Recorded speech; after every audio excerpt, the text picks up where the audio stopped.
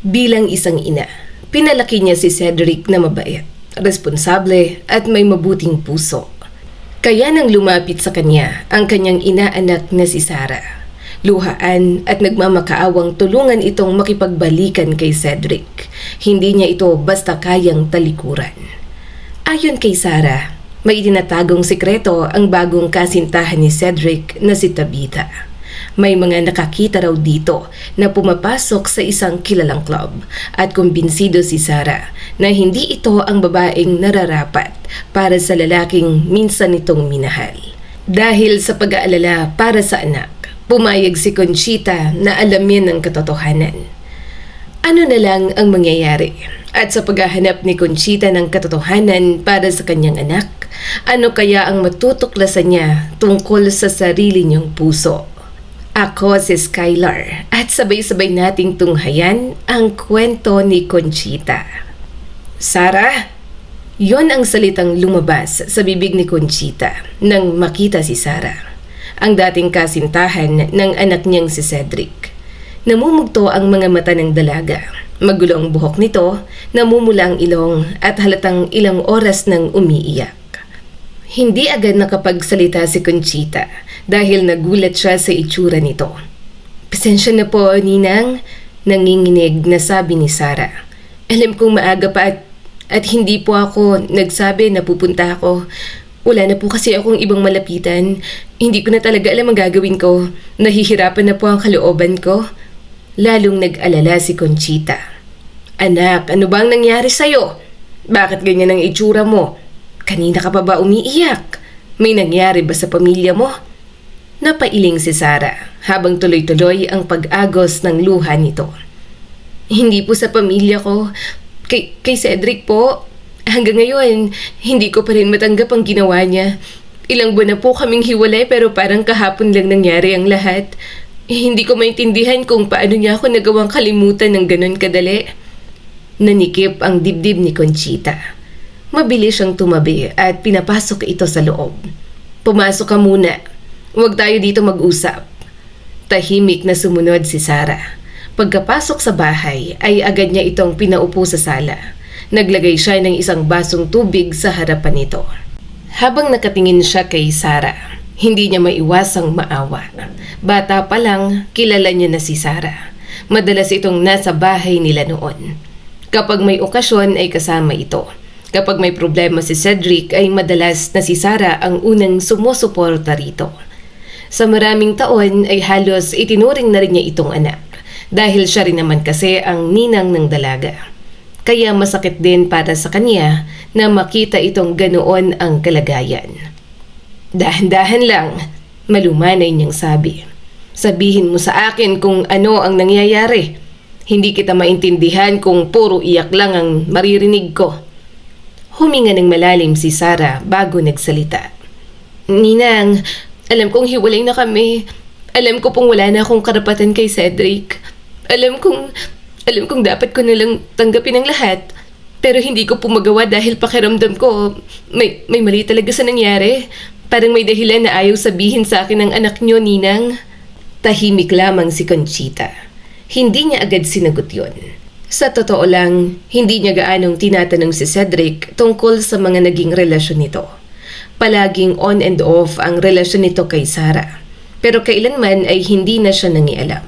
Matanda na ang anak niya. May sarili ng buhay. Ngunit bilang ina, natural pa rin na nag-aalala siya. "Ano bang sinabi niya noong naghiwalay kayo?" tanong ni Conchita. Napayuko si Sarah. "Wala pong malinaw. O baka hindi ko lang po talaga matanggap, Ninang. Sinabi lang niya na napapagod na siya. Sinabi niya na hindi na raw kami pareho ng direksyon sa buhay.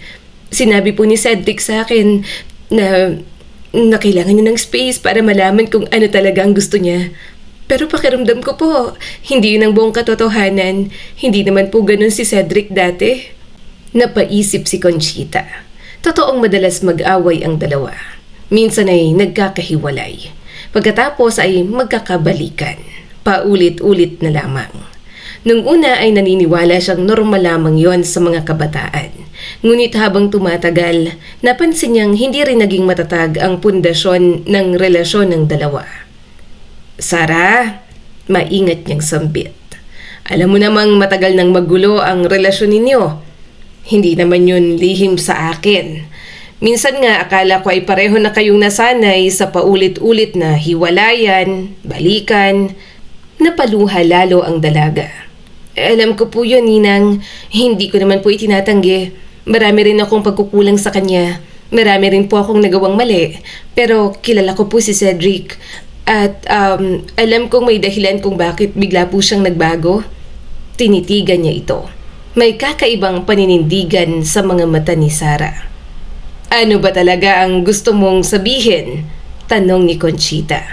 Nagkatinginan sila. Ilang segundo ang lumipas bago muling nagsalita ang dalaga. May iba na po siyang nagugustuhan, Ninang. Napahigpit ang hawak ni Conchita sa tasa ng kape. Hindi niya alam kung ano ang sasabihin. Sa loob-loob niya ay hindi na rin naman yon imposible. Matanda na si Cedric na gusto na rin mag-settle down at magkaroon ng pamilya. Kung may bago itong gusto ay bahagi yun ng buhay. Ngunit ayaw muna niyang manghusga, lalo pa at inaanak niya rin si Sara na kilala niya noon pa man. Sino? Wala namang nababanggit sa akin ang anak ko na may iba siyang gusto. Wala akong naririnig na pangalan ng babae sa kanya pagkatapos ninyong maghiwalay. Imporma ni Conchita. O dahil baka masyado lang busy ang anak niya at hindi na maikwento. Si Tabitha, Ninang, hindi pamilyar ang pangalang yun sa kanya. Hindi pa yon naririnig ni Conchita mula kay Cedric. Sigurado ka ba? Tanong niya. Tumango si Sara. Apo, Ninang, hindi ko man siya nahuling may relasyon agad kay Tabitha habang kami pa. Pero ilang linggo matapos kaming magkahiwalay, halos palagi na po silang magkasama. Nakikita po sila ng mga kakilala namin. Nakikita sila sa mga cafe, restaurant, at parang wala nang pakialam si Cedric kung may makakita po sa kanila. May kung anong kumirot sa dibdib ni Conchita. Sa part na yon, naiintindihan niya ang anak niya dahil wala na itong relasyon kay Sara. Kaya para sa kanya ay walang mali roon. Gayunpaman, nasasaktan siya para sa inaanak dahil halatang mahal pa nito si Cedric. Hindi niya tuloy alam kung paano dedirektahin ang dalaga. Pero natigilan siya sa sumunod nitong sinabi. Ninang, hindi po maayos na babae ang nagugustuhan ni Cedric ngayon. Kumunot ang noo ni Conchita. Ano ang ibig mong sabihin? May nagsabi po sa akin na nakita raw si Tabitha sa isang sikat na club sa lungsod. Hindi lang po isang beses, maraming beses na raw. At may mga kasama siyang kung sino-sinong lalaki. Ninang, hindi po magandang impluwensya para kay Cedric ang nagugustuhan niya ngayon. Napakunot na palalo si Conchita. Hindi niya gusto ang tunog ng mga ganoong usapan. Kilala niya si Cedric. Batid niyang hindi papatol sa ganoong klaseng babae ang anak niya.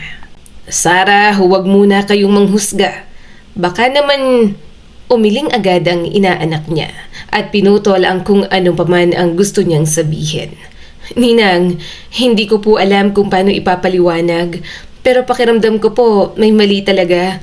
Pakiramdam ko niloloko niya si Cedric at kung mali man ako, gusto ko rin mapatunayan yon para matahimik na po ako. Hindi ba kayo nag-aalala, Ninang, na mapunta siya sa hindi maayos na babae? Hindi makaimik si Conchita. Pinagmamasdan niya ang mukha ni Sara. Hindi niya alam kung alin ang mas nangingibabaw, ang pagmamahal nito kay Cedric o ang sakit ng pagkawala at hindi nito matanggap na may iba na ang anak niya. Ninang, pakiusap ni Sara at sunod-sunod na tumulo ang mga luha. Tulungan niyo po ako. Please, gusto ko pong magkabalikan kami ni Cedric. Huwag niyo pong hayaan na mapunta siya sa babaeng yon. Ninang, sinabi mo, di ba? Sabi mo, ako ang gusto mong maging daughter-in-law. Napailing agad si Conchita. Oo, gusto kitang maging daughter-in-law kasi kilala na kita at ikaw ang girlfriend ng anak ko noon. Pero hindi ako makikialam sa buhay ng anak ko. Matanda na siya. Kaya na niyang mamili ng mga taong gusto niyang makasama. Hindi ko trabaho ang manmana ng bawat babaeng lalapit sa kanya. Nasaktan ang ekspresyon ng dalaga, ngunit ipinagpatuloy ni Conchita ang pagsasalita. At isa pa, baka naman puro hinala lang, puro sabi-sabi.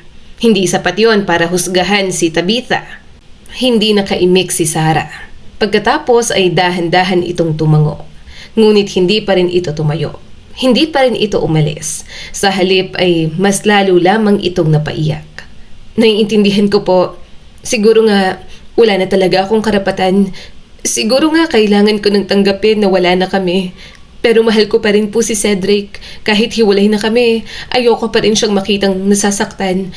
Ayoko pa rin siyang makita na ginagamit lang ng ibang tao. Sambit pa ni Sarah. Hindi niya alam kung tama bang paniwalaan ang sinasabi ni Sarah. Ngunit hindi niya rin maikakailang may punto ito. Kung may posibilidad na naloloko ang anak niya, hindi ba dapat ay alamin niya? Kung may posibilidad na may tinatagong masama ang babaeng yon, hindi ba dapat niyang ingatan ang kanyang anak? Ninang, mahinang tawag ni Sarah. Hindi po maayos na babae si Tabitha gaya ng inaakala ni Cedric. Tulungan niyo naman po ako para malinawan ang isip ni Cedric. Napatingin siya rito. Ayaw niyang mangialam, pero unti-unti na siyang nahihila ng mga sinasabi ni Sarah. Paano nga kung hindi mabuting babae ang gusto ngayon ni Cedric? Pagkatapos ay mapangasawa pa. Kawawa naman ang anak niya kapag nangyari yon. Sige, sambit ni Conchita. Sige at aalamin ko. Nanlaki ang mga mata ni Sarah. Ano po? Totoo po ba, Ninang? Tumango si Conchita. Hindi niya alam kung ano ang naghihintay sa kanya. Baka magalit si Cedric kapag nangialam siya. Pero gusto niya rin kasing si Sarah ang makatuluyan ng anak niya. Mas may tiwala siya kay Sarah kaysa sa kahit na sinong babae. At kung totoo ang sinasabi ni Sarah tungkol kay Tabitha, kailangan niyang mas mangialam talaga. Mag-aalas 7 na ng gabi nang marinig ni Conchita ang pamilyar na tunog ng motorsiklong huminto sa harap ng bahay. Mula sa kusina kung saan siya naghahanda ng hapunan, agad niyang nakita si Cedric. Buong hapon ay hindi na nawala sa isip niya ang pag-uusap nila ni Sarah. Napabuntong hininga siya. Hindi niya gusto ang pakiramdam na yon. Pakiramdam niya may pinapasok siyang gulo na hindi naman dapat sa kanya. Pero kapag naaalala niya na si Cedric ang pinag-uusapan, hindi niya magawang baliwalain. Narinig niya ang pagbukas ng pinto. Ma, nandito na ako. Napatingin siya sa sala. Pumasok si Cedric habang nakasabit ang bag sa balikat nito. Mukhang pagod, bahagyang gusot ang polo nito at halatang galing sa mahabang araw ng trabaho. Ma, may pagkain ba? Tanong ni Cedric habang nagtatanggal ng sapatos. Napangiti siya ng bahagya. Meron na, maghugas ka muna ng kamay. Opo ma, amoy pa lang, gutom na ako. Tahimik niya itong pinanood at habang pinagmamasdan ang anak ay lalo siyang nag-alinlangan. Dapat ba talaga siyang makialam? May karapatan pa ba siya? Matanda na si Cedric. May sarili ng trabaho, buhay. Ngunit kahit anong pilit niyang kumbinsihin ang sarili, hindi niya maalis ang pag-aalala. Lumipas ang ilang minuto, magkatapat silang nakaupo sa hapagkainan. Tahimik muna silang kumain. Paminsan-minsan ay nagkakwento si Cedric tungkol sa trabaho. Ngunit habang tumatagal ay lalo niyang nararamdaman ang bigat ng tanong na gusto niyang ilabas. Hanggang sa hindi na niya napigilan. Cedric! Napatingin agad ang anak niya. Po? Ibinaba niya ang kutsara. Wala na ba talagang pag-asa na magkabalikan kayo ni Sarah? Napatigil si Cedric. Maging ang pagsubo nito ay nahinto. Kitang-kita ni Conchita ang pagbabago sa ekspresyon ng binata. Parang hindi nito inaasahan ang tanong na yon mula pa sa kanya. Ilang segundo ang lumipas bago ito nagsalita. Bakit bigla niyo pong naitanong yon? Pumunta rito si Sarah kanina. Napapikit sa Cedric. Parang agad nitong nahulaan ang sumunod na sasabihin niya. Umiyak po ba? Tumango siya. Oo anak, naawa nga ako. Napailing si Cedric habang pinupunasan ng bibig. Pagkatapos ay napasandal ito sa upuan. Kaya naman pala, alam ko na kung bakit niyo ako tinatanong ngayon. Sigurado akong marami na naman siyang sinabi tungkol kay Tabitha. Sigurado akong marami na naman siyang hinala. At sigurado akong pinapalabas na naman niya na may masamang ginagawa si Tabitha kahit wala naman. Nagulat si Conchita sa tono nito. May halong inis, pagod at pagtatanggol. Parang ilang beses na nitong napakinggan ang parehong kwento na yon. Cedric, ngunit hindi siya pinatapos ng anak. Mapakinggan niyo muna ako. Hindi ko sinasabing masamang tao si Sarah. Hindi ko rin sinasabing wala siyang naging halaga sa buhay ko.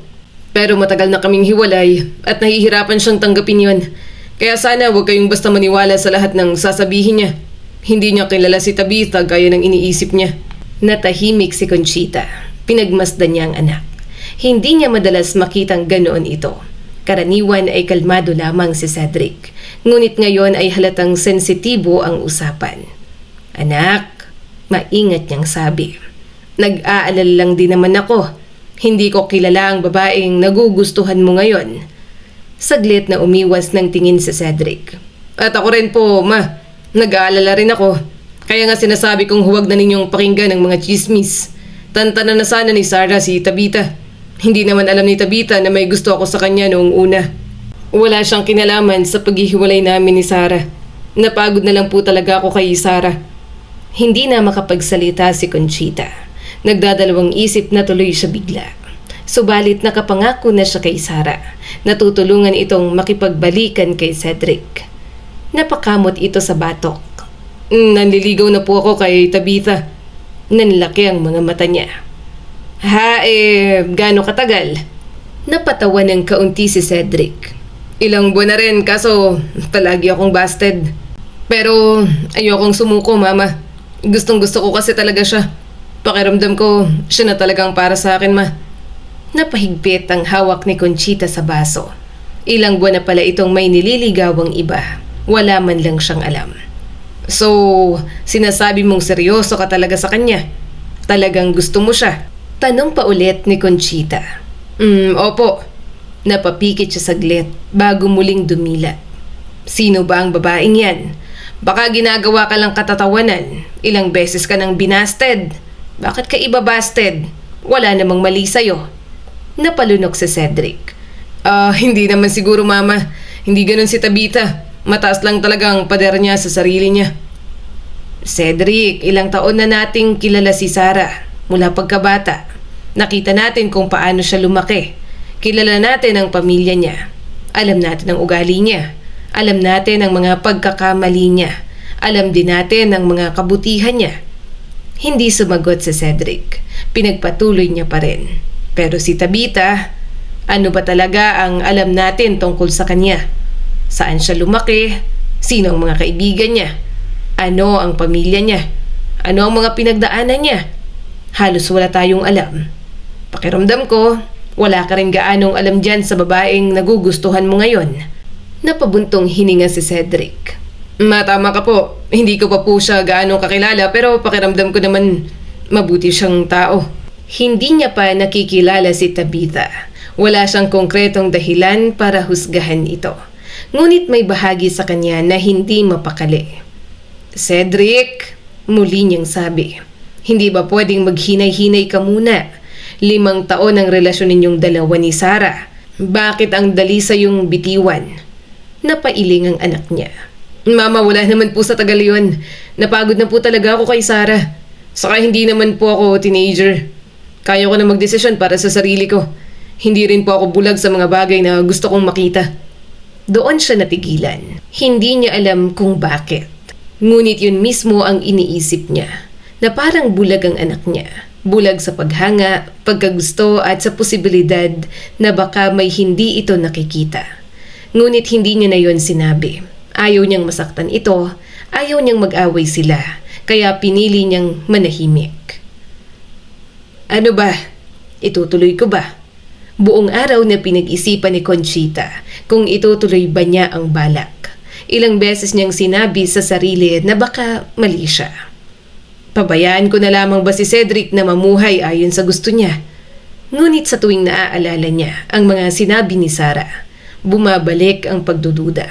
Sa tuwing naaalala niya ang pagtatanggol ni Cedric kay Tabitha, lalo siyang kinakabahan. Hindi niya alam kung bakit. Marahil ay dahil isa siyang ina. At kapag may kutob si Conchita, Mahirap yung baliwalain. Kaya nang sumapit ang gabi, natagpuan niya ang sariling nakatayo sa harap ng salamin. Simple lamang ang suot niya. Hindi siya nag-ayos ng sobra.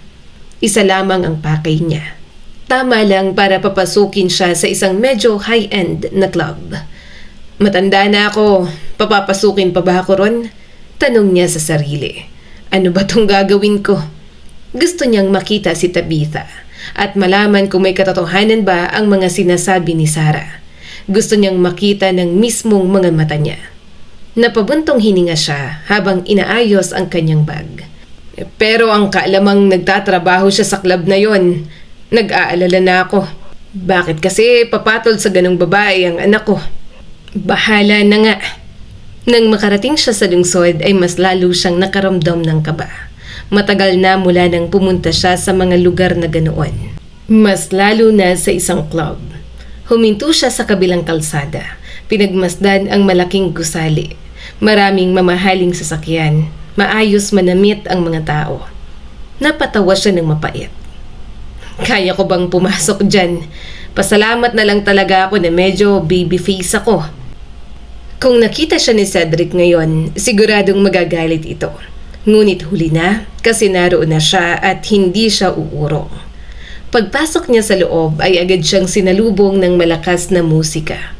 Napakunot noo si Conchita. Kumikislap ang mga ilaw. May mga taong nagsasayaw, umiinom at nagtatawanan. At may mga mukhang walang pakialam sa mundo.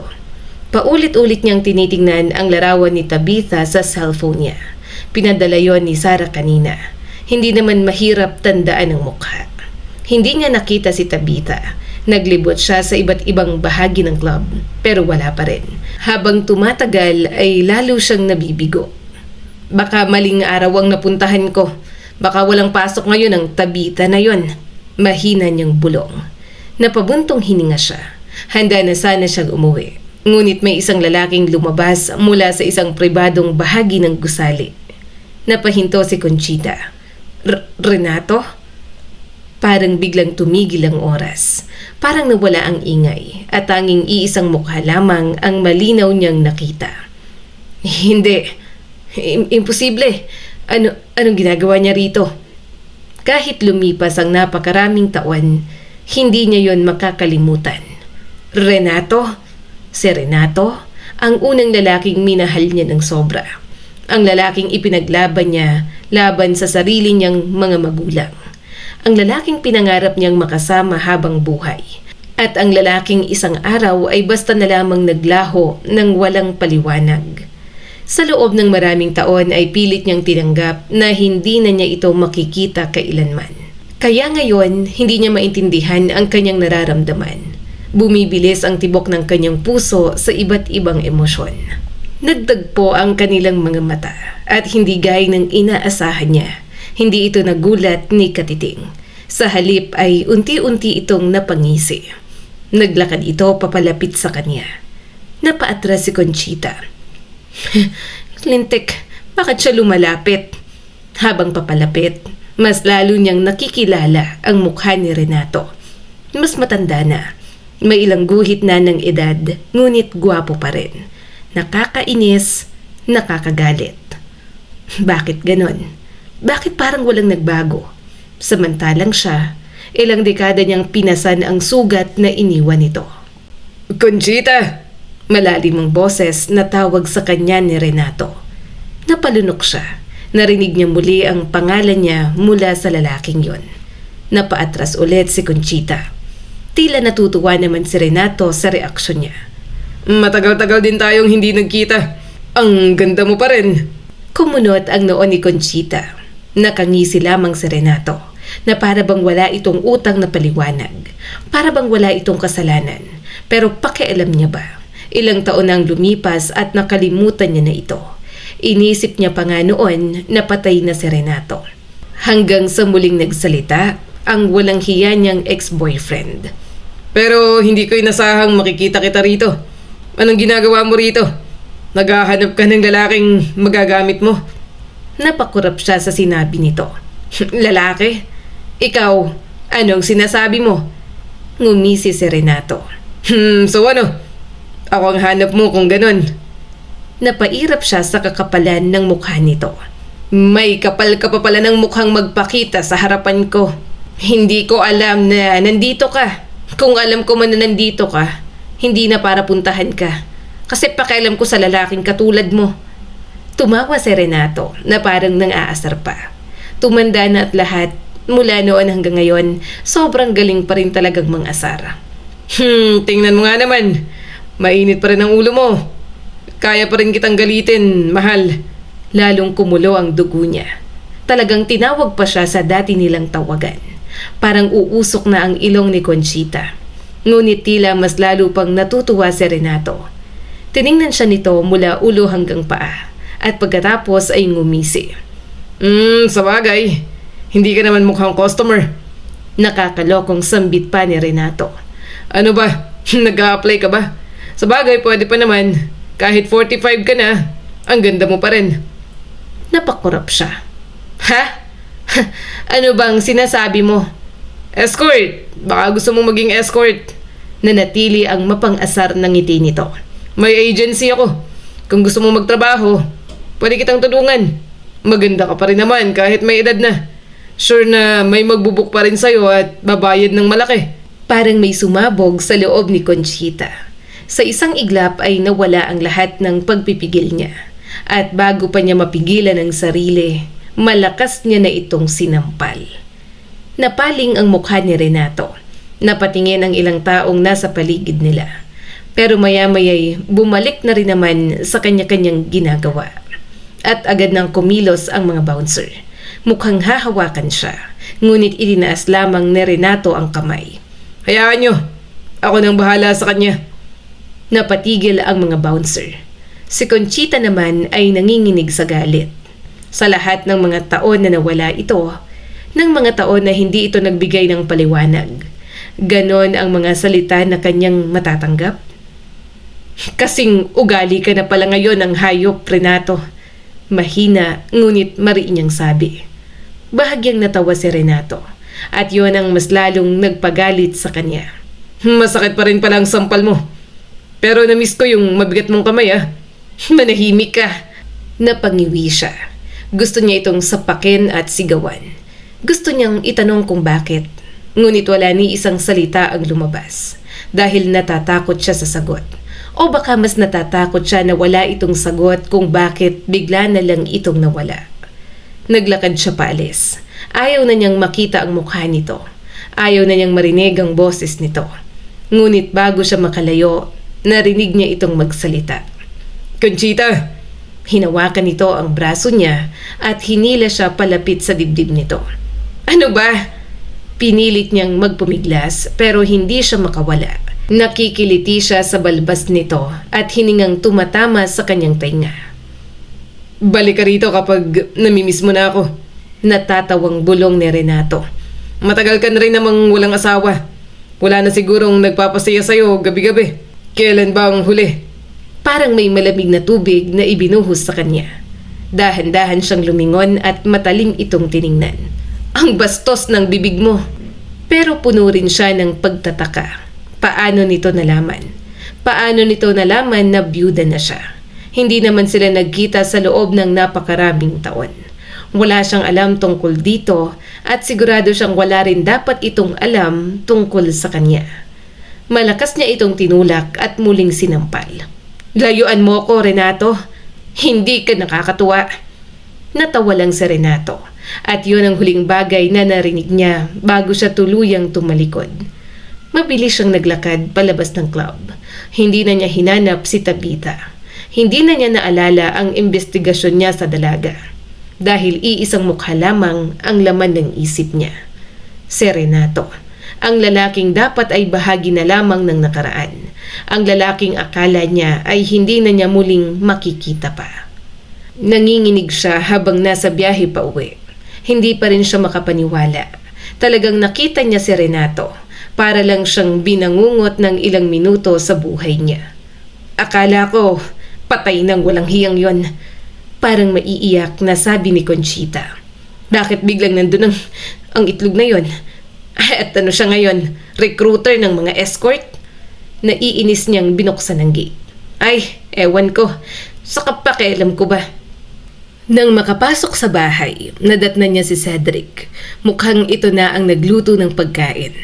Mama, ginabi ka po yata. Saan ka nagpunta? Napalunok si Conchita. Biglang kinabahan sa tanong ng anak niya. Pakiramdam niya, teenager siya na biglang nahuli. Sa mall. Kasama ko si Anita. Napangiti ito at tiningnan siya ng mabuti. Bihis na bihis ka, mama. Wala po kayong binili. Umiling si Conchita. Wala naman. Sa pagkakataong yon, parang wala na sa isip niya na si Tabitha ang pinunta niya sa club. Paano ba naman, si Renato na lang at ang nangyaring interaksyon ang pumupuno sa kanyang utak. Nagluto po ako ng tinola. Kain na tayo, mama. Alok ng kanyang anak. Binaba ni Conchita ang kanyang bag. Sige anak. Habang kumakain, hindi niya napigilang magtanong.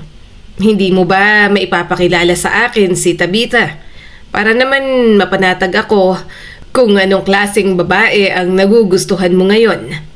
Huwag na muna siguro, ma. Kakabastard lang sa akin eh.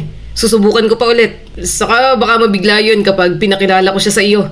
Medyo mahilig kasi siyang umiwas sa mga taong hindi niya kilala. Hindi po siya mabilis magtiwala.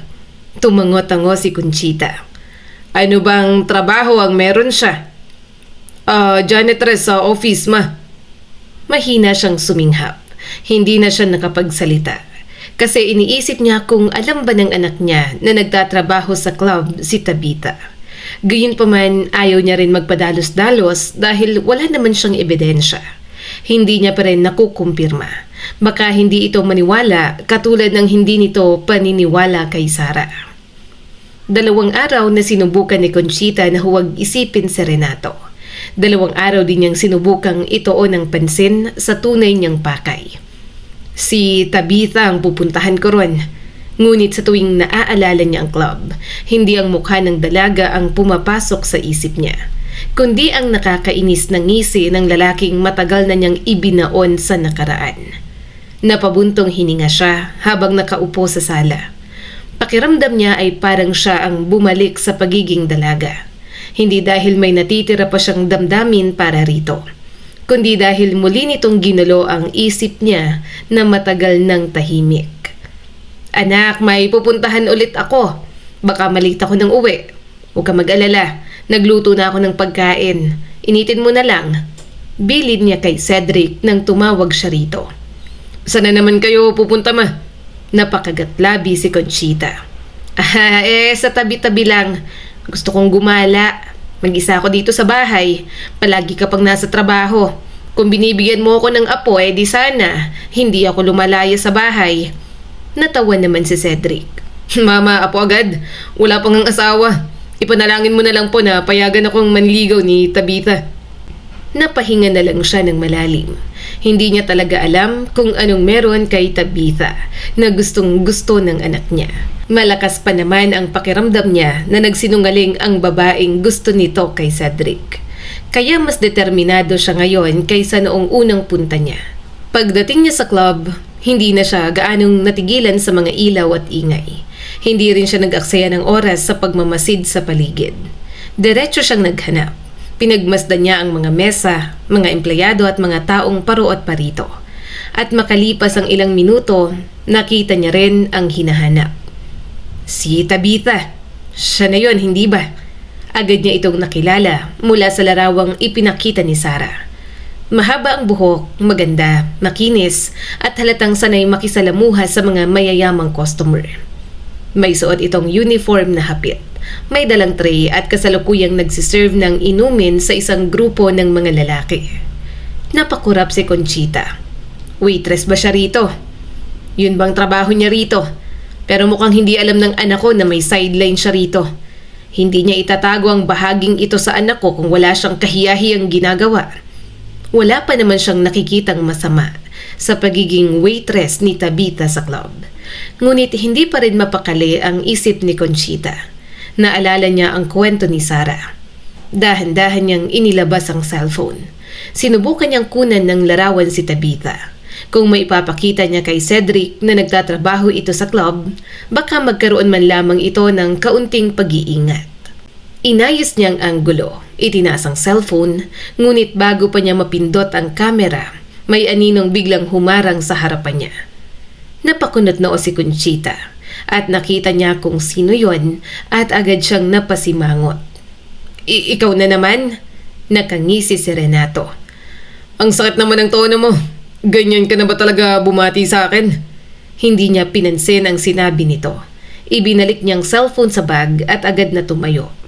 Wala akong oras para sa'yo. Ngunit bago pa siya makalayo, naramdaman niya ang paghawak nito sa kanyang braso. Napasinghap siya. Bitawan mo nga ako. Sino ka ba para hawakan ako? Sandali lang, Conchita. Hirap sa'yo. Lalong gumaganda kapag nag-iinarte. Kahit noon pa man ganyan ka na. Natatawang sambit pa ni Renato. Nag-iinit ang pisngi niya sa mga pinagsasasabi ni Renato. Sa dami-dami ng tao sa mundo, hindi niya alam kung bakit ito pa ang nakita niya ulit. Hindi niya nagugustuhan na may nayayanig na naman ito sa kanyang pagkatao. Renato, ano ba? Naiinis niyang sambit dito. Sandali lang, Conchita. Lalong sumama ang loob niya. Bakit ganun pa rin si Renato? Matapos ang napakaraming taon, parang hindi pa rin natuto. Parang pareho pa rin ang ugali nito noong kabataan. Matigas ang ulo, mapilit at nakakainis. Pero ang nakakainis lalo sa part ni Conchita. Yon ay ang katangiang minahal niya rito. Susubukan sana niyang kumalas, ngunit mabilis siyang nahila nito palapit.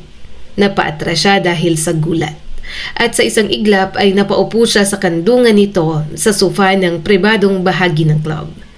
Nanlaki ang mga mata niya. Renato! Ano bang kalokohan to? Hindi ka nakakatuwa. Agad siyang nagpumiglas. Gusto na naman itong sampalin pero napakagaling umiwas. Mahigpit ang hawak nito sa kanyang mga braso. Hindi naman masakit, ngunit sapat para hindi siya basta makalayo. Namumula ang mukha ni Renato at bahagyang natawa. Nagpupumiglas ka pa? Hindi mo ba ako na-miss? Medyo naningkit ang mga mata ni Conchita. Naamoy niya kasi ang alak sa hininga ni Renato. Bitawan mo ako. Nakainom ka. Napatingin ito sa kanya. At sa unang pagkakataon ay hindi niya nakita ang mapang-asar na ngiti. May kakaiba sa mga mata nito. Parang pagod, malungkot, at may matagal nang dinadala. Na-miss kita. Miss na talaga kita. Napabuntong hininga si Renato at mas lalong yumakap sa kanya. Napakurap si Conchita. Hindi niya inaasahan yun. Ilang taon na silang hindi nagkikita. Marami na rin ang nangyari. 5 taon na rin na wala ang asawa niya. Pero siguro kaya galit pa rin siya.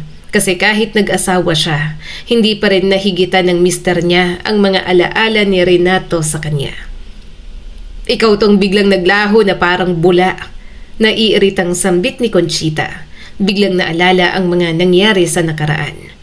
Tumawa si Renato pero halatang may sakit doon. Bumalik ako. Natagalan lang ako pero bumalik ako. Ikaw tong nagpakasal na lang bigla. Hindi na siya sumagot. Alam niyang desisyon niya yon. Pero mas gusto ng parents niya na maikasal agad siya pagkatapos mawala si Renato.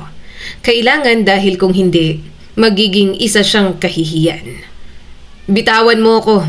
Lasing ka na. Huwag mo kong guluhin. Hindi ikaw ang pakay ko rito. Sinubukang tumayo ni Conchita. Pero hinila na naman siya nito pabalik sa kandungan nito. Namiss talaga kita. Ang bango-bango mo pa rin. Nakangising saad ni Renato at papikit-pikit na. Napapikit si Conchita. Pakiramdam niya, gusto niyang batukan ang kanyang ex-boyfriend. Mabuti na lang at nasa tago silang bahagi. Ano na lang ang sasabihin kapag nakita silang mga 40s na nandoon at animoy naglalampungan. Napakakapal ng mukha mong sabihing nangungulila ka sa akin pagkatapos mong mawala ng ilang taon. Naiinis niyang sabi. Bahagyang natawa si Renato. Bumalik nga ako pero masaya ka na sa asawa mo. Anong gusto mo, guluhin ko kayo? Payag ka bang maging kabit mo ko? Naeskandalo si Conchita sa sinabi ni Renato. Talagang naisip pa nito ang bagay na yon. Nagpakita man ito noon o hindi na asawa niya na si Hector. Kahit may natitira pa siyang damdamin, pipiliin niya ang tama. Hinding-hindi siya magkakaroon ng kabit. Baliw ka na nun. Baliw ka pa rin hanggang ngayon. Naiiritang saad ni Conchita. Tumatanda ka na't lahat, ganyan ka pa rin. Hindi ko alam kung seseryosohin ko bang mga lumalabas sa bunganga mo o huwag na lang papakinggan. Napailing ito pagkatapos ay sumandal sa upuan. Hindi pa rin binibitiwan si Conchita. At habang tumatagal, lalo siyang naiinis sa sitwasyon. Pakiramdam niya ay para silang bumalik sa kabataan, samantalang pareho na silang nasa edad na dapat ay mas matino na. Alam mo ba kung gaano kita hinanap noon? Napahinto siya nang marinig ang sarili. Hindi niya planong itanong yon, ngunit kusang lumabas. Marahil dahil yon ang tanong na ilang dekada na niyang kinikimkim. Natahimik si Renato sandali. Alam kong hinanap mo ko. Hindi mo alam kung gaano ko nasaktan. Bahagyang yumuko ang kanyang ex-boyfriend. At sa kabila ng galit niya, may bahagi ng pusong nagulat. Dahil mukhang guilty ito at may pagsisisi. Bigla ka nilang nawala. Puno pa rin ng hinanakit na sambit ni Conchita. Wala kang paliwanag. Wala ka man lang pinadalang sulat. Wala kahit ano. Napasinghap siya matapos sabihin yon. Parang bumalik ang lahat ng sakit. At nakakainis dahil akala niya'y matagal na yung wala. Hindi naman nagsasalita si Renato. Pagkatapos ay mahina itong tumawa. Malamang galit na galit ka pa rin. Kumunot ang noo niya. Dapat ba? Hindi. Mas lalong humigpit ang pulupot ng mga braso nito sa kanyang bewang. Ayaw ng mga magulang mo sa akin. Ayaw nila sa atin. Ano ba ka tayo paglalaban? Masyado akong mahirap nun. Ang yaman ninyo. Ang hirap mong abutin. Nagbayad ng mga tao ang ama mo para pasakitan ako. Umawang ang bibig ni Conchita. Ano? Nabubulol niyang tanong. Ngumisi pa rin si Renato. Ayaw nga sa akin, hindi ba? Ang gusto, ibang mapangasawa mo. Iniipit kami ng mga magulang mo. Mas lalo kaming ginigipit ng mga kapatid ko. Kaya nagpayaman na muna ako. Kaso, para sa nangyaman ko kung nasa piling ka na ng iba. Parang may kung anong kumirot sa dibdib niya. Hindi siya makapaniwala sa mga narinig. Talaga bang sinaktan ito ng mga magulang niya? Pareho nang wala ang mga magulang niya, kaya hindi niya alam kung kanino magtatanong. Tumawa ito ng mahina at kinumpas ang kamay sa paligid. Tingnan mo ngayon. Mayaman na ako. Masaya ka na. May agency ako, negosyo, sariling club. Marami akong pera. Pero hindi ko alam kung masaya ba ako. Gusto niyang maawa. Pero nang maalala niya kung anong klaseng yaman ang tinutukoy nito, parang hindi niya matanggap. Matatawag mo bang normal ang mga negosyong meron ka? Mga high-end ang escorts ko rito. Dito namimili ang mga matataas na tao na ibubuk nila. Nakangiting sambit pa ni Renato na parang yon ang pinakamagandang negosyong naitayo nito. Malakas niya itong naitulak at agad siyang tumayo. Immoral ka na. Napakura pang lalaki. Conchita, huwag mo akong kausapin. Buong galit siyang nakalayo sa harapan nito. Ito bang lalaking minsan niyang minahal? Ito bang lalaking ipinaglaban niya noon? Hindi niya na makilala. Negosyo mo ito. Nagbebenta ng dangal ng mga tao. Ipinagmamalaki mo pa. At gusto mo mamangha ako? Napanguso si Renato. Walang namimilit dito. Legal ito. Lahat ng nanditong escorts ginusto nila at hindi sila pinilit. Huwag mong tawagin ang negosyo ko na para bang kampon ako ni Satanas. Napairap si Conchita. Mabuti na lamang talaga at iba ang naging asawa ko. Paano na lang kung ikaw? Mas mabuti pang asawa ko kaysa sayo. Doon lamang niya nakita na seryoso na si Renato. Halatang nawala ito sa mood. Parang nawala pa nga ang tama ng alak. Mas mabuti pa ang asawa kong dating Philippine Navy. Marangal si Hector. Kaya pala hindi ka magustuhan ng mga magulang ko kasi ganito ka. Sa halip na masaktan, natawa lamang si Renato. Pinapaselos mo ba ako? Kasi effective. Mamamatay na ako sa selos, Conchita. Iyon ang muling nagpagalit sa kanya. Bakit ka natatawa? Napatingin ito sa kanya at may kakaibang kislap sa mga mata nito. Alam mo, Hindi naman kayo magsasama sa langit kasi hilahin kita sa impyerno. Pero kung mabait ka, ako na lang ang magdadala sa'yo sa langit. Sinipa niya ang binti nito dahil hindi naman siya mangmang sa kabastusan nito. Baliw ka na talaga. Pumunta ka ng simbahan. Magpabasbas ka. Magpasaboy ka ng holy water. O kaya, pumunta ka ng doktor. Ipacheck mo yung utak mo. Baka lumiliit na. Tawang-tawa ang lasing na si Renato. Tumalikod na lang si Conchita at nagsimulang maglakad papalayo. Mabilis ang lakad niya palabas ng pribadong bahagi ng club. Nag-aapoy pa rin ang dibdib niya sa galit. Hindi niya alam kung mas galit siya sa narinig tungkol sa negosyo nito o sa katotohanang may mga bagay itong sinabi na hindi niya inaasahang maririnig matapos ang napakaraming taon. Paglabas niya sa club ng gabing yon, hindi na niya hinanap si Tabitha. Hindi rin niya nagawang sabihin kay Cedric ang nalaman. Dahil sa totoo lang, wala naman siyang matibay na ebidensya. Puro hinala lamang. Ninang, kumusta na po? May nalaman ka po ba? Pinakilala na po ba siya sa inyo ni Cedric? Tanong ni Sarah nang tumawag ito. Napabuntong hininga si Conchita habang nagdidilig ng mga halaman sa bakuran. Wala pa. Pumunta nga ako sa club kung saan nagtatrabaho si Tabitha. Kaya lang iniisip ko kung dapat ko bang sabihin sa anak ko. Ninang, kapag tuluyan ang nahulog si Cedric sa babaeng yon, wala na po akong pag-asa kay Cedric ulit. Parang maiiyak nang sabi ni Sarah. Napapikit na lang si Conchita. Hindi niya gusto ang tono ni Sarah. Para bang obligasyon niyang paghiwalayin ang dalawang tao.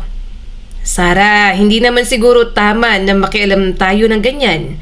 Napag-isip-isip ko na, no, Ninang, agap-agad nito. Mas tama bang pabayaan mo po ang anak mo sa isang babaeng nagtatrabaho sa ganoong lugar? Hindi agad siya nakasagot. Dahil yun din mismo ang tanong na paulit-ulit niyang itinatanong sa sarili. Nang matapos ang tawag ay matagal siyang nanatiling nakatingin sa mga bulaklak.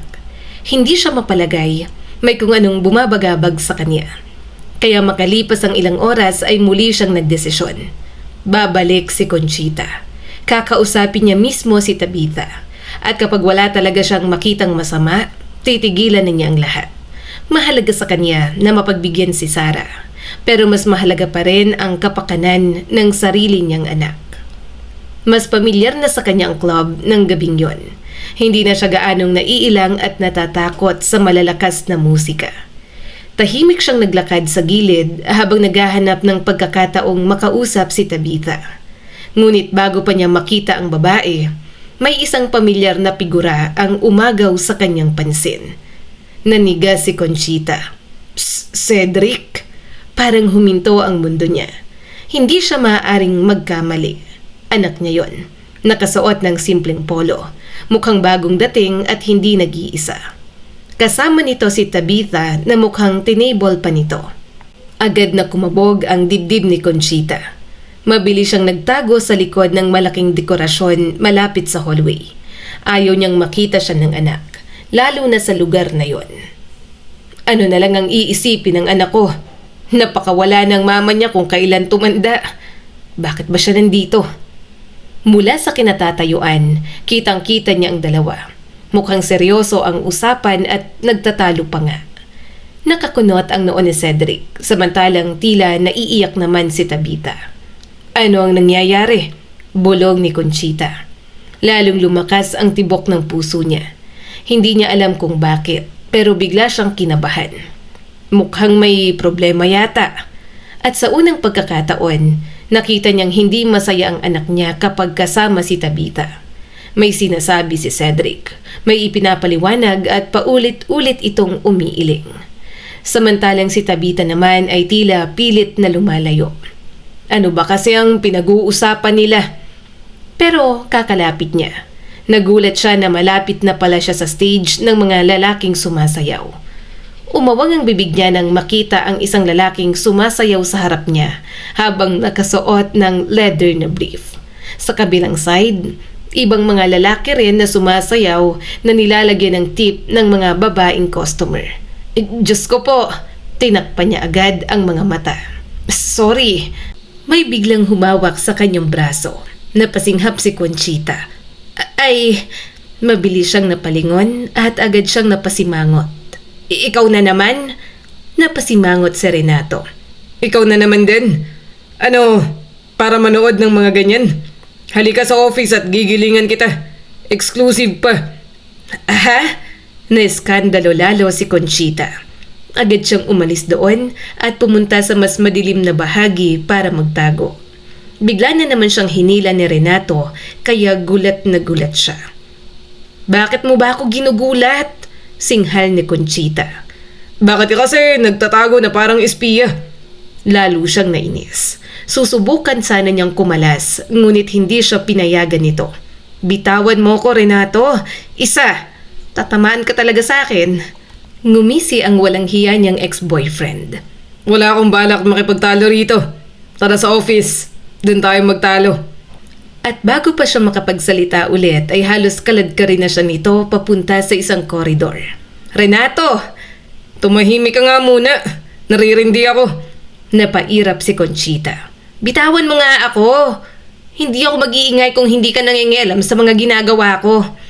Parang hindi ako mangingialam kung balik ka ng balik dito. Kapag nakita ka ni Cedric dyan, paano mo ipapaliwanag na nasa club ka na naman? Agad siyang natahimik. At yun ang sinamantala ni Renato. Makalipas ang ilang segundo ay nasa opisina na siya nito. Pagkasara ng pinto, agad niyang binawi ang kamay. Inis na talaga ako sa'yo. Humalakhak si Renato. Tuwang-tuwa naman ako sa'yo.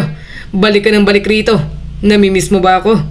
Napairap siya. My goodness, Renato. Mukha bang ikaw ang ipinunta ko rito? Pakialam ko sa'yo. Pakiramdam niya gusto niyang ihampas ang bag sa ulo nito. Ngunit mas mahalagang bagay ang nasa isip niya ngayon. Ano ang ginagawa ni na Cedric at Tabitha sa labas? Ikaw ang may-ari ng lugar na ito, hindi ba? So alam mo, yung si Tabitha, ano ba talagang trabaho niya? Agad nawala ang ngiti ni Renato. At yon ang lalong nagpatibay sa kutob niya. Naningkit ang mga mata ni Conchita. Bakit hindi ka sumasagot? Tahimik na napabuntong hininga si Renato. Pagkatapos ay naupo sa sofa. Conchita, maupo ka muna sa kandungan ko. Ikakwento ko. Halika, mahal.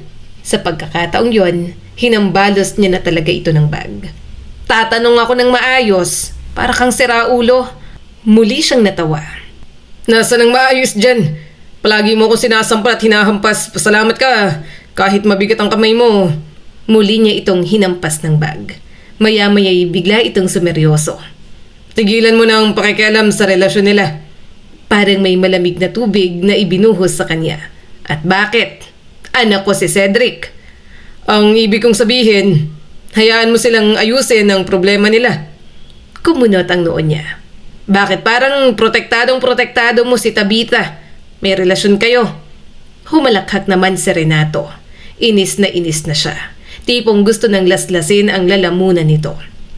Eto naman, selos agad mahal. Escort siya rito. Bahagyang natigilan si Conchita. Escort? You mean bayarang babae ang nagugustuhan ng anak ko rito? Abay hindi pwede. Ang dami-daming iba dyan. Bakit siya pa? Ngumisi si Renato. Halatang nang aasar na naman. Bakit kapag bayarang babae, bawal na mahalin at magmahal? Wow, hindi ko ma-imagine. Candidate ka na pala for villain mother-in-law. Huwag ganon, Conchita. Masyado kang maganda para dyan. Ubusin mo na lang ang energy mo sa akin. Alam mo, Renato, pikang-pika na ako sa'yo. Hindi ka talaga makausap ng matino, ano? Tumawa siya pero maya-maya'y naging seryoso ulit. Ang akin, mga bayaran man ng iba rito, nangangailangan lamang ang iba. Si Tabitha, kung nag-aalala ka na magkaroon ng sakit ang anak mo sa kanya, hindi mangyayari yon dahil bawat talent sumasailalim sa mga tests.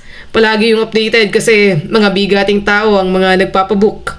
Si Tabitha, kung hindi ako nagkakamali, 2 booking pa lang ang natanggap niya.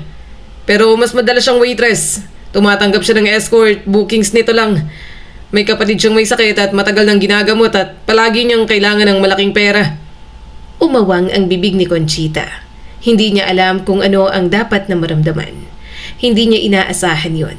Sa isip niya ay agad pumasok ang imahe ng isang dalagang desperadong kumakayod para sa pamilya. At sa unang pagkakataon, nakaramdam siya ng kaunting awa. Ngunit agad din yung napalitan ng pag-aalala. Mas lalo ako nag-aalala para kay Cedric. Wala siyang alam dito. Ang alam niya janitress sa office nila si Tabitha. Napabuntong hininga si Renato. Alam na niya yun, matagal na. Nanlaki ang mga mata niya. Ano? Sinabi na ni Tabitha sa kanya. Hindi yun kailanman naging lihim. Pero kahit alam ng anak mo, tanggap niya yun. Ang mukhang gusto niya lang mangyari ay patigilin na si Tabitha. Ano? Napaupo si Conchita. Pakiramdam niya ay parang biglang gumaan at bumigat ang dibdib niya ng sabay. Alam pala ng anak niya. Hindi pala niloloko o nililihim. Ngunit bakit parang hindi pa rin siya mapalagay? Conchita, matanda na ang anak mo at lalaki siya. Napatingin siya kay Renato. Hayaan mo siyang magdesisyon para sa sarili niya. Malumanay na sambit nito. Napakagat siya sa labi. Pakiramdam niya may bigay ang opinyon ni Renato. Mayroon naman talaga. Paano pa kaya kapag nalaman nito ang totoo? Baka mamuhi ito sa kanya at magsisi na hindi agad bumalik. Ayaw niya man aminin, may punto si Renato. Pero nanay pa rin siya. Paano niya basta hahayaang masaktan ang anak niya? Tumayo na lang si Conchita. Aalis na ako. Ngunit bago pa siya makalapit sa pinto, may humawak na sa kanyang pulsuhan. Napasinghap siya. Renato, ano na naman ba? Huwag ka nang makialam. Napairap si Conchita. Hindi ako mangingialam. Uuwi na ako. Doon ako mag-iisip. Bitawan mo ako. Hindi na ako babalik dito. Huwag kang mag-alala. Ngayong alam ko na, ako na ang... Hindi niya na naituloy ang kanyang mga sinasabi. Hindi niya inaasahan ng sumunod. Sa isang iglap ay hinila siya nito pabalik. At bago pa siya makapag-react, mabilis siyang nahalikan sa pisngi malapit sa gilid ng labi. Nanigas si Conchita ng ilang segundo. Pagkatapos ay bigla na lamang niya itong tinuhod sa gitna ng bahagi ng mga hita. Tarantado ka. Agad na paluhod si Renato sa sahig. Parehong kamay ang hawak sa pagitan ng mga hita nito. Namimilipit at halos mawala ng kulay ang mukha. Sira ulo ka ba? Bakit ka nang hahalik? Sigaw ni Conchita. Napapikit si Renato. Conchita, at least nakahalik bago mo patayin. Conchita! Hinambalos niya ulit ito ng bag. Huwag mo akong kontsitahin. Bastos ka? Hindi porke ex-boyfriend kita, hasta kang ganyan. Isa pa, talagang sasakalin na kita hanggang hindi ka makahinga. Lalo siyang namula sa galit. At marahil sa hiya na rin. Hindi niya matanggap ang kapal ng mukha ng lalaking yon. Ilang dekada na ang lumipas. Pareho na silang matanda, pero parang wala pa rin ipinagbago. Masarap pa rin humalik. Nakatingin siya rito habang nakaluhod sa sahig. At kahit gusto niyang matawa sa itsura nito, pinigilan niya ang sarili. Mabilis siyang lumabas ng office ni Renato habang natatawa. Napakabilis ng tibok ng puso niya. Nakakairita, nakakagalit, nakakahiya. Para siyang dalagang nahuling may crush.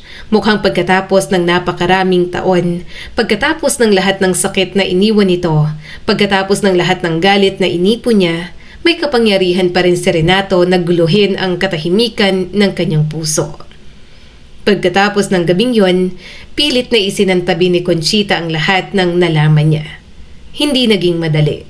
Bilang isang ina, natural lamang na mag-alala siya para kay Cedric. Ngunit paulit-ulit niyang naaalala ang sinabi ni Renato. Sa una ay ayaw niya yung tanggapin. Pero habang lumilipas ang mga araw, napapansin niyang mas masaya si Cedric. Mas madalas na itong umiti. Mas madalas itong umuwi ng may magandang mood. At sa tuwing nakikita niya ang ganoong ekspresyon ng anak, unti-unting lumalambot ang puso niya. Mahal niya si Cedric at kung sino man ang nagpapasaya rito, gusto niyang bigyan ng pagkakataon. Kaya nagdesisyon siyang tumigil.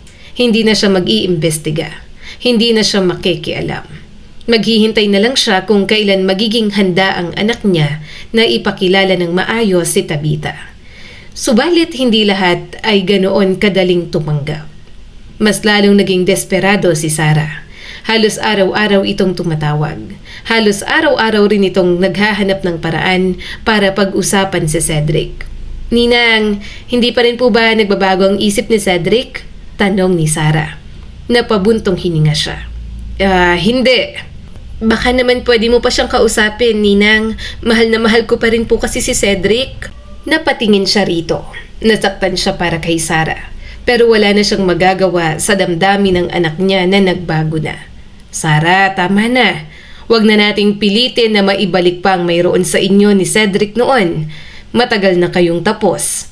Agad itong umiling. Hindi pwede, Ninang. Hindi pwedeng ibang babae. Dapat ako lang.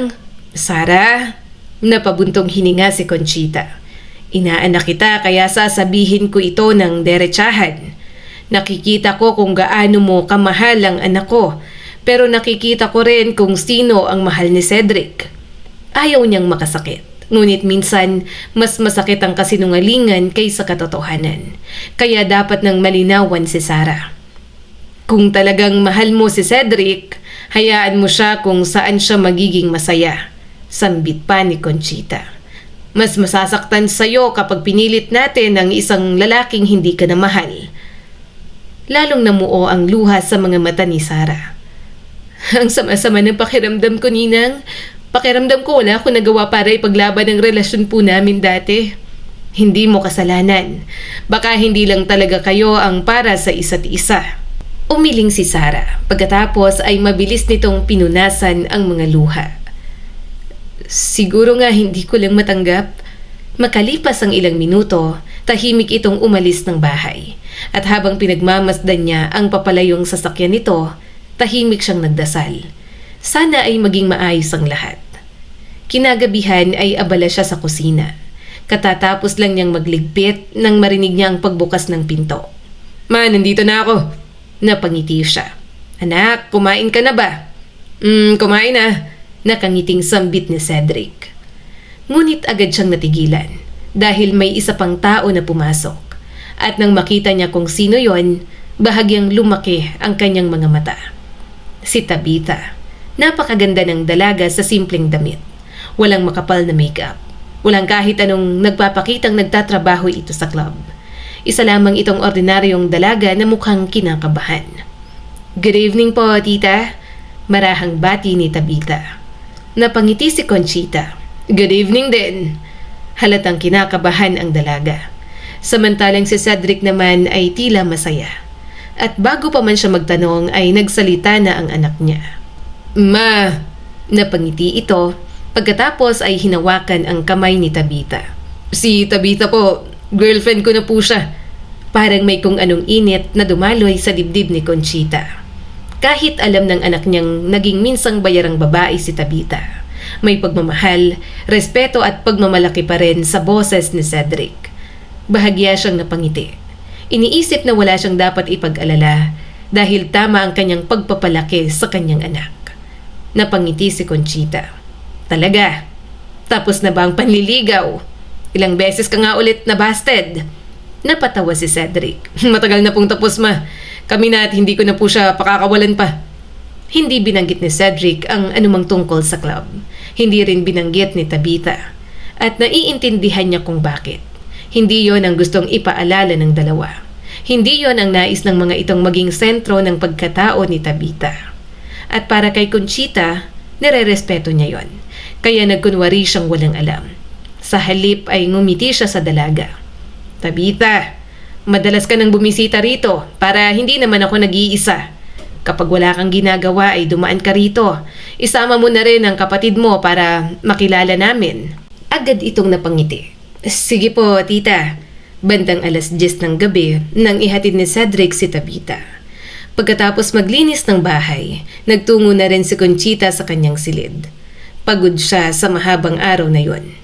Pero nang pumasok siya sa loob, may nakaupong anino sa gilid ng bintana. Mahaba siyang napasigaw at napahawak sa dibdib.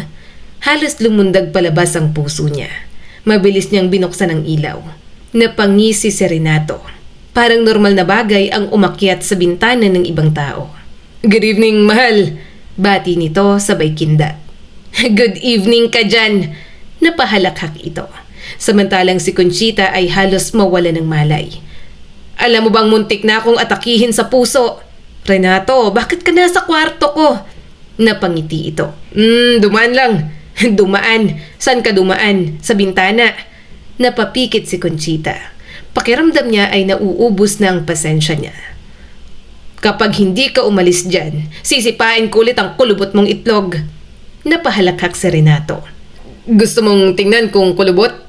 Nandiri siya sa kabastusan nito. Namimiss lang naman kita kaya ako pumunta rito. Nakangiting sambit ni Renato at humakbang papalapit sa kanya. Napairap si Conchita. May sakit ka talaga sa utak. Pa-check up mo na. Mga galawan mo talaga. Parang galawang masamang tao. Baliw ka para umakyat dito sa second floor. Tumawa si Renato pero bakas ang pangungulila sa mga mata. Dahil hindi ka na dumadaan sa club kaya pumunta ako rito. Miss na kita. Para akong mababaliw. Baliw ka naman talaga. Napabuntong hininga si Renato. Pagkatapos ay sumandal sa dingding. Kung may pagkakataon lang sana tayong mag-usap ng matagal, baka mabawasan ang pangungulila ko.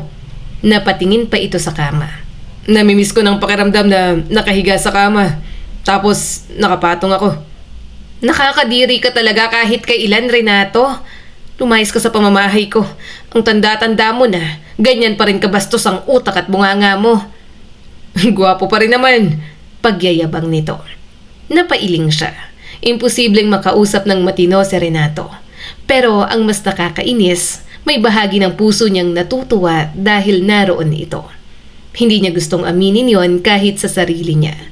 Ngunit matapos ang napakaraming taon, may kakaibang pakiramdam pa rin kapag nakikita niya ang lalaki na minsan niyang minahal. Siguro kung ibibigay mo sa akin ang panty na suot mo ngayon, kaya kong makatagal ng 3 days na hindi kita nakikita. Nakangising sambit ni Renato. Ano? Parang nabulabog lahat ng mapupusok na ugat ng katawan ni Conchita. Anong gagawin mo sa panty ko? Aamuyin? Sabi ni Renato na parang yun ang pinaka-normal na gawain sa buong mundo. Manyakis ka talaga, Renato. Nagsimulang maglakad si Renato at tiningnan ang paligid. Anong ginagawa mo? Naaalarma niyang tanong. Bigla itong napatingin sa laundry basket at agad siyang kinabahan. Bumalik ang pilyong ngiti nito at bigla siyang nagkaroon ng masamang kutob. Makalipas ang ilang segundo, nagahalungkat na sa laundry basket si Renato. Maya-maya'y nakakuha na ito ng panty na ginamit niya. Kakahubad niya lang noon kanina bago maligo. Renato! Napahalakhak ito habang mabilis na umiiwas. Namumula naman si Conchita sa sobrang hiya at galit.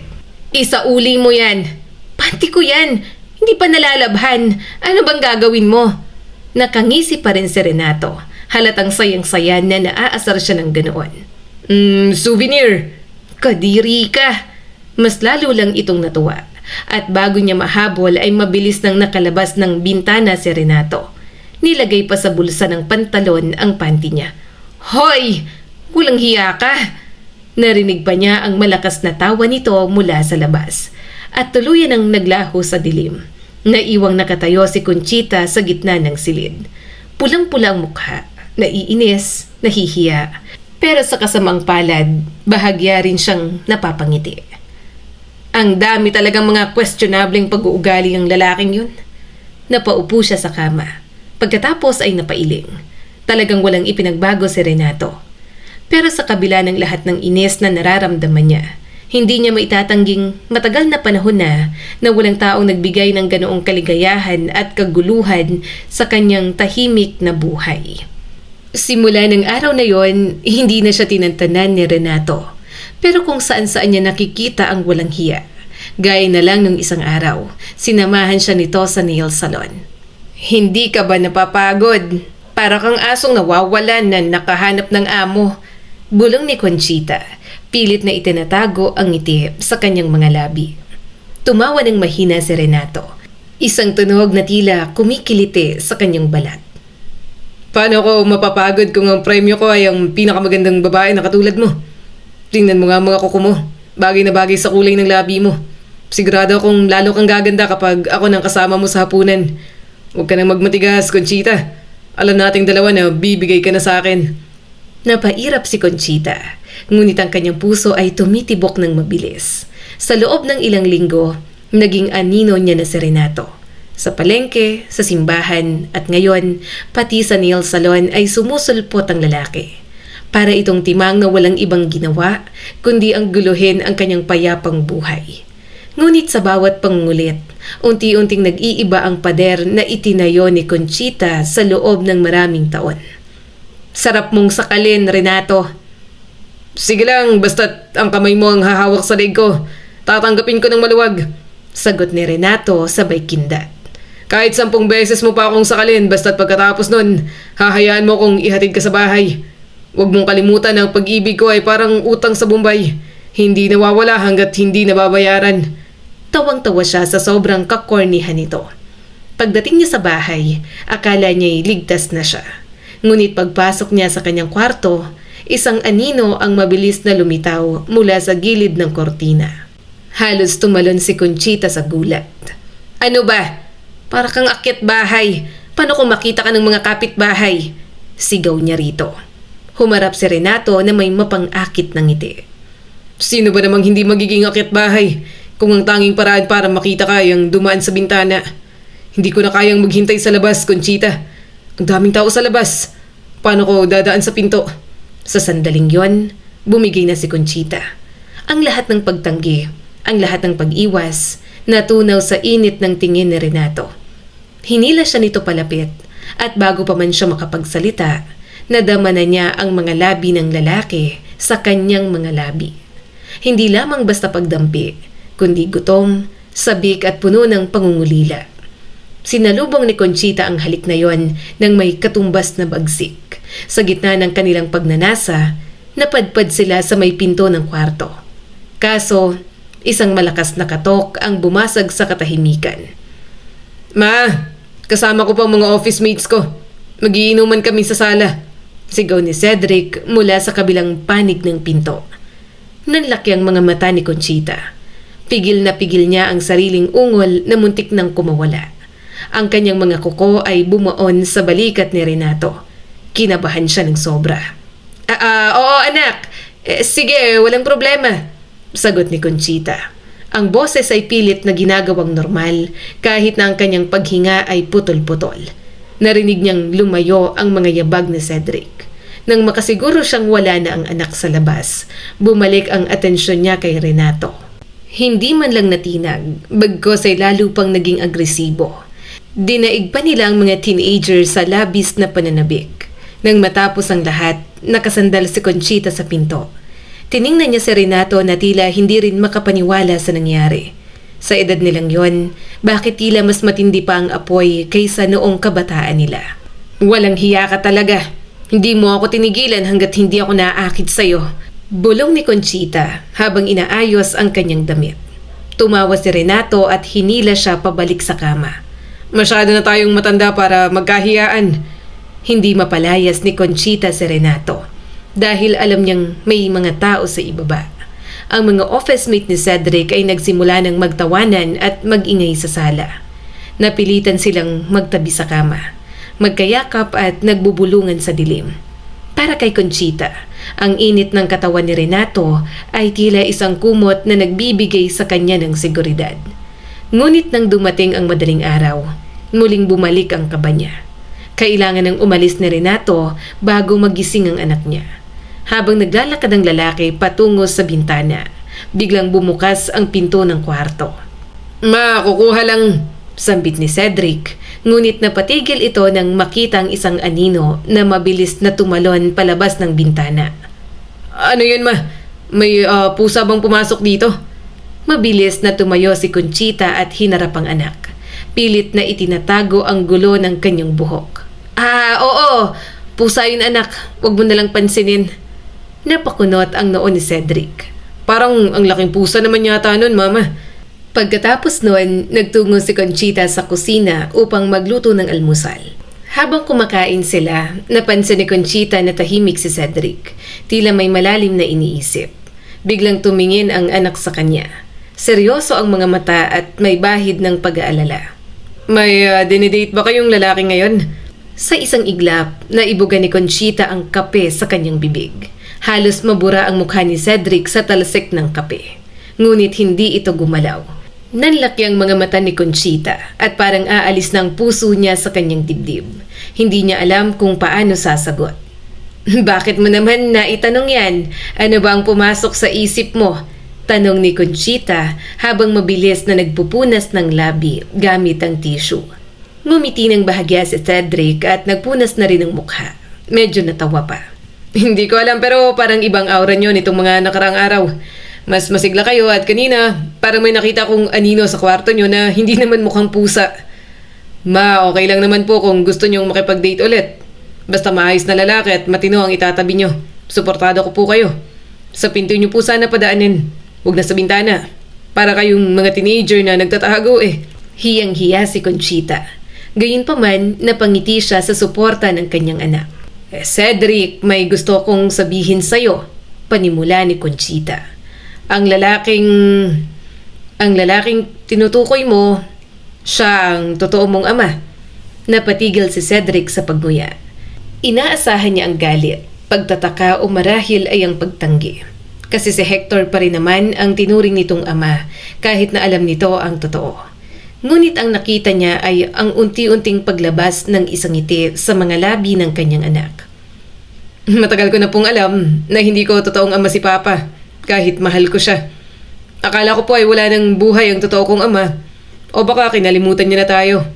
Pero kung nandito siya at sinusuyo kayo, ibig sabihin may pag-asa pa. Hindi makapaniwala si Conchita. Inasahan niyang magiging magulo ang lahat.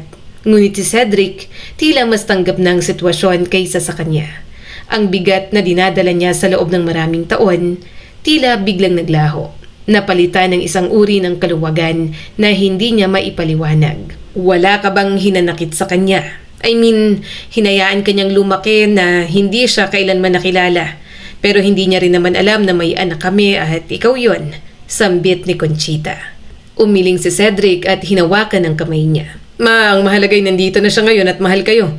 Hindi ko siya huhusgahan sa mga pagkakamali niya noon, basta't itatama niya na ngayon. Gusto ko po siyang makilala.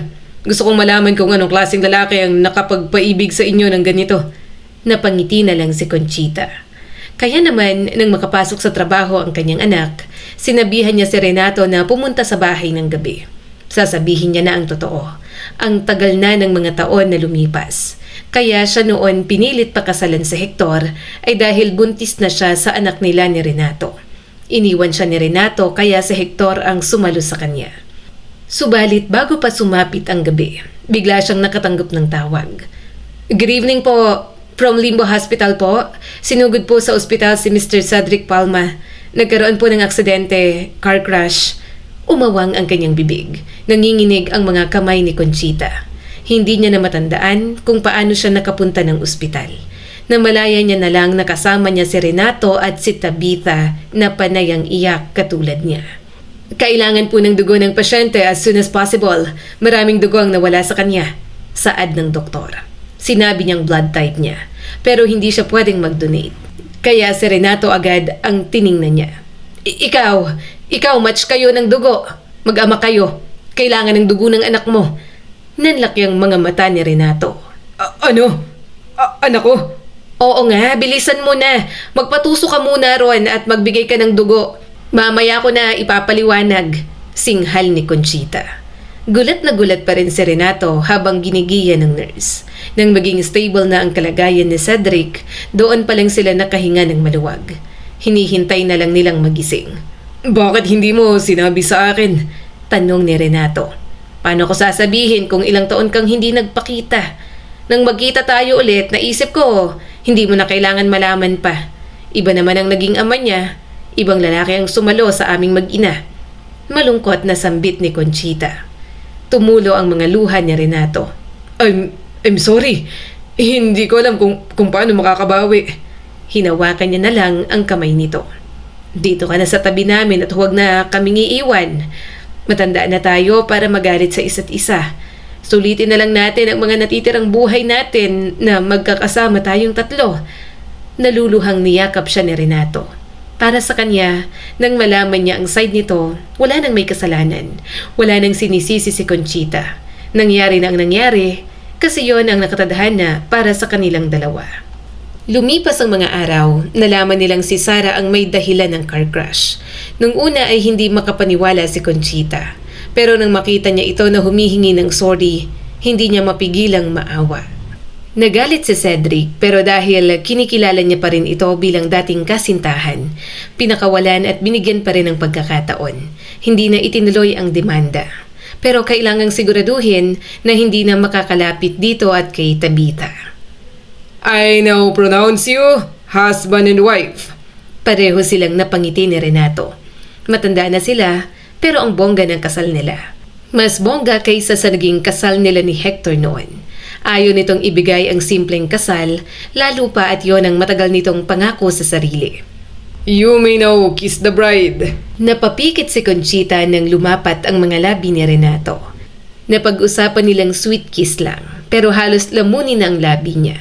Kaya naitulak niya bigla ng malakas at hinambalos ng flower bouquet. Nagtawanan tuloy ang mga bisita nila.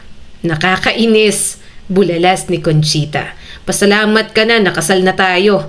Araw-araw man ako mapikon, hindi kita maiiwan. Manyakis ka.